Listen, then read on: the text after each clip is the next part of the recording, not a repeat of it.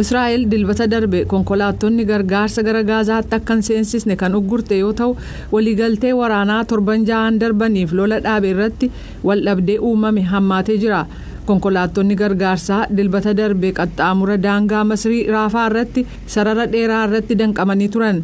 Shofeeronni konkolaataa gargaarsaan nyaata fe'anii deemaa turan daangaa akka ce'aniif eehama kan hin arganne yoo ta'u kanaafis sababaa tokkollee akka hin ibsamne himaniiru.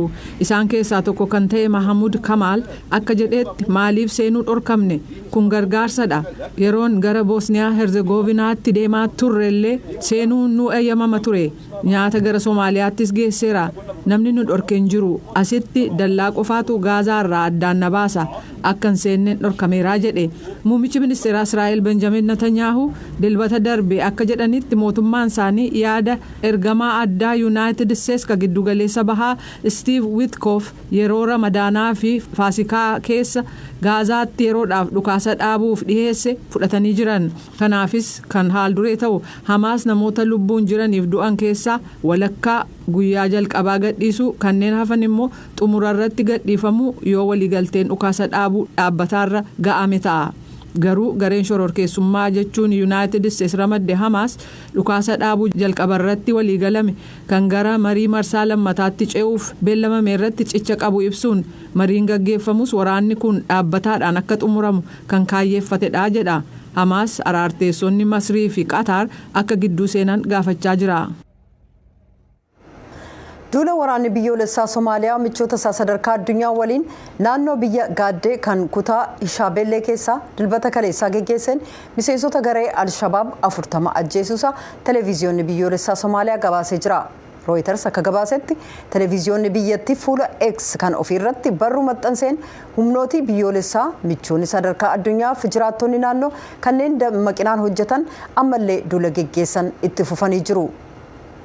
Reuters akka gabaasetti televiziyoonni biyyattii wixata darbe maxxansaa X irratti baaseen kana beeksisuusaa ibsee jira.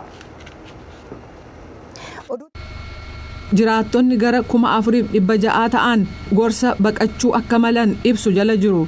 Torban darbe naannoo Iwaatee Kaabaa jedhamtu keessatti balaa ibiddaa mudatee namni tokko du'eera. Kunis naannoo sanatti roobi argame gadaanaa ta'uu fi bara darbe guutummaatti Jaappaan keessatti baatiin gannaa ho'a hamaa kan galmeessisan hordofee kan dhufedha. Abiddi naannoo magaalaa Ofnaato mudate lafa gara hektaara 2,100 gubuusaa bulchiinsi dhaabbata ittisa ibiddaa fi balaa wixata har'aa beeksiseera. Kutaalee Jaappaan 14 irraa ogeessonni ibidda dhaamsuuf kan dhufan yoo ta'u kan magaalaa Tookiyoo dabalatee abidda sana ittisaa kan turan ta'uu fi helikooftara 16 kan waraanaa dabalatee abiddicha dhaamsuuf yaalaa jiru. Abiddi kun hanga dilbataatti gamoo 84 irratti miidhaa akka geessise tilmaamameera. Haa ta'u malee badiin dhaqqabe gadi fageenyaan ammallee ilaalamaa akka jiru dhaabbati kun beeksisee jira. Saboonni guyyaa lubbu qabeeyyii bosona keessaa yeroo kabajaa jiran kanatti tuurizimii bineensota bosonaarraa galii guddaa kan argattu Keeniyaa keessatti iddoowwan lubbu qabeeyyii bosonaa jiran xiqqaachuu ogeeyyiin kunuunsaa biyyattii akeekkachiisaa jiru. Waggoota 12 darban keessatti tattaaffiin kunuunsa gosoota lubbuu qabeeyyii kanneen balaadhaaf saaxilaman hedduu akka dandamatan kan taasise yoo ta'u bineensonni kun sababaa balaa jijjiirama qilleensaa fi amala namaa kan isaan balleessuuf socho'urraa maddeen bakka jireenya bal'aa dhabaa jiru jechuun ogeeyyiin akeekkachiisaniiru. Garuu carraa koriidarii bineensota bosonaa jedhamuun beekamu keessatti lafa naannolee walquunnamsiisan sochii dhala namaatiin adda baasuudhaan walitti fiduuf carraan akka jiru ibsameera. Gareen kunuunsa koriidarii akkasii uumuuf yaalaa jiru tokko dhaabbata kunuunsa bineensota bosonaa Leewaa Wild Conservancy jedhamu yoo ta'u magaalaa guddoo Keeniyaa Naayiroobii irraa gara kaabaatti kiiloomeetira 260 fagaatee argama. Dhaabni dhuunfaan kan Keeniyaa kun koriidarii dabalataa uumuuf kaayyeeffatee Keeniyaa kaabaa keessatti hojjeta. Bineensi bilisaan akka socho'an hayyamuu fi taateewwan wal dhabdee namaa fi bineensota bosonaa gidduu jiru hir'isuudhaan koriidarii akkasii guddina baay'ina bineensota bosonaa ni deeggera. Badhaasii Akaadaamii Oskaar marsaa 97ffaan dilbata kaleessaa kennamee jira. Akka kanaanis Adriyaan Biraadii fiilmii Brutaalist jedhamuun yeroo lammaffaaf kan badhaafame yoo ta'u fiilmii Anooraa jedhamu keessatti kan hojjette Miikii Maadsan taatoo dubartii ijoo filatamte ta'uudhaan badhaasa gonfamtee jirti. Badhaafamtoonni Oskaar kanneen biroon barreessaa barruu fiilmii Anooraa Kiiran Kaalkin akkasumas gulaalaa fiilmichaa akka ta'e Shaan Beekar keessatti argamu. Fiilmii dheeraa kan animeeshiniin hojjetame The Wild Robot jedhamu filatamuudhaan kan badhaafame yoo ta'u fiilmii animeeshinii gabaabaa ammoo In the Shadow of the Cypress jedhamutu badhaafame. Fiilmii Emiilaa Prees jedhamu keessatti kan hojjette Zoe Zaldana gargaartuu taatoo dubartii filatamtuu ta'uudhaan badhaafamteetti. Sirba Elmaal jedhamu kan fiilmiin Emiilaa Prees keessatti itti gargaaramanis sirba filatamaa ta'uudhaan badhaafameera. An taasifameeraa fi gabaasa Araash Arbaasaadii Mituquu Fiqaaduu dhiyeessa. Dilbata darbe kana waraana Ukraine Raashiyaa waliin itti jirtu kan ilaaleen egeree Ukraine irratti mari'achuuf hooggantoonni biyyoota Awurooppaa Londanitti walitti qabamaniiru. Wal waraansa waggoota 3 lakkoofsise kanaan hooggantoonni biyyoota Awurooppaa galma tokko keessatti walitti qabamaniiran pirezidaantiin Ukraine Volodymyr Zelensky deeggarsa isaanii akkuma kanaan dura akka qabu itti himaniiru. Zelenskiin daawwannaa torban darbe White House taasisan pirezidaant Donald Trump waliin mariin isaanii gara jechoota jajjaboo walitti deddeebisuutti kan jijjiirameen yommuu madaalamu Awurooppaatti simannaa ho'aan taasifameeraa fi gara Waashingtanitti kan imale pirezidaantiin Ukraine silaa waliigaltee lafa albuuda United Statesiif mallatteessuuf kan ture garuu wantoonni kaameraa oduu gabaasotaa fuulduratti gara biraatti kan jijjiiraman.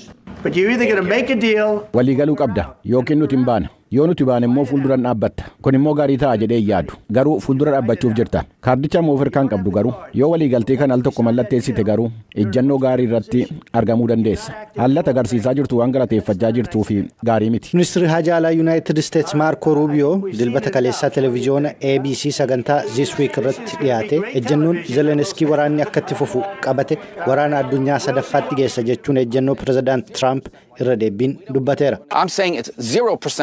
Ankanin jechaa jiru dhibbeentaa zeeroodhaan yoo nuti gara teessoo waliin dubbiitti isaan yoo hin finne wantoonni naannoo sana jiran gara waraana bala qabeessaatii fi diigumsa kallattii hundaan balaafama ta'etu naannoo sanatti irra caalaatti guddachuuf jira. Namoonni kana dafanii yoo hubatan kan nuti gochuu dandeenyu guddina caaluu jedheen yaada. Kuni kanaan ta'ee osoo jiru loltoonni Ukraine kanneen wal waraansicha irratti hedduu madaa'aniiran qaama isaanii hir'ateeruun gara humna waraanaatti deebi'anii makamaniiru. Isaan kunis warra Zelensky lammiileen Ukraine 380 waraana kanaan madaa'aniiru jedhe keessatti ramadamu. Dimokiraatonni kanneen Koongirensii United States keessaa yeroon kun yeroo michuu keenya dhiisnu yeroo dogoggoraatii jedhu. Guyyoota torbanii sanbataaf dilbata darbe loltoonni Ukraine an arge kanneen deeggarsa yaalaa argachaa jiran miila isaanii tokkoon faaruu alaabaa biyyoolessaa Ukrainiif dhaabbachuu yaalanidha. Yeroon kun yerootti nuti gootota Ukraine kanneen xiqqeessinu miti. Akkuma lammiileen Ukraine madaa'an dabalaa dhufe waamichi marii nagaas dabalaa dhufeera. Lord Peter Mandelson United States ambaasaadara British. Nagaa fi carraa kennuu qabna. Putiin irratti haala dhiibbaa gahaan irratti uumamuu qabna. Raashaa ofitti fiduu fi hawwachuu fi gara waliin dubbii teessoo irratti akka dhuftuuf. Garuu gara daandii dogoggoraatti maqataanaan Ukraine cina dhaabbanna. Loltoonni Ukraine kanneen gariin isaanii akka malee madaa'aniiran ammayyuu adda waraanaatti hirmaachaa jiraachuun waliigalteen nagaa dafee dhufuu dhiisuu mala. Pirezidaantiin Ukraine Zelenskiin biyyi isaa waliigaltee lafa albuudaa hanga tokko United States waliin mallatteessuuf qophii ta'uu himuun hariiroo isaanii pirezidaantii United States Donald Trump waliinis akka fooyyessu amana. Dilbata kaleessaa Biriitanitti oduu gabaastotaaf akka ibsetti Zelenskiin waliigaltee lafa albuudaa hanga tokko United Statesiif mallatteessuuf qophii ta'uu hime garuu wantoota hanga tokko xiinxaluuf yeroo akka barbaadus himeera. President Donald Trump marsaa lammaffaa isaanii keessatti haasaa jalqabaa koongiresiif taasisaniin dhimmoota barbaachisoo hedduu irratti ni dubbatu jedhame eegama. Isaan keessaa waraana Ukrainiif giddugaleessa bahaa keessatti geggeeffamaa jiru xumuramuu United States biyyoota biroo irratti taarifa kaa'uuf bal'ina mootummaa federaalaa United States hir'isuu dabalata. Gabaasaa Veronica Balderas Iglesias kunooti. Akkuma sabara 2017 pirezidaantiin United States Donald Trump walgahii waloo koongiresii kibxata borii irratti haasaa dhageessisuuf jiru. bulchiinsi isaanii marii nagaa qaamolee wal dhaban gidduutti taasifamu gidduu seenuuf tattaaffii itti fufee jiru keessatti waraanni raashiyaa fi yuukireen haasaa tiraamp taasisan keessatti mata duree ijoo ta'a jedhamee eegama. Nagaan barbaadaa jira. Waraana waggoottan 10 keessa seennee taphachuun barbaadu. Nagaa barbaanna. Hoogganaan Yuunaayitid Isteetsi kun ejjennoo waraana Israa'eliif Hamaasiif egeree Gaazaa irratti qabanillee koongiresiif ibsuu danda'u.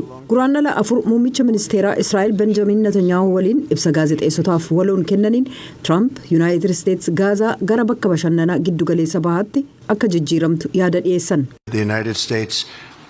Yuunaayitid Isteetsi lafa sana abbummaadhaan qabachuudhaan misoomsitee waan ajaa'iba ta'e hojjechuu fi carraa hojii kumaatamaan lakkaa'amanuu uumti.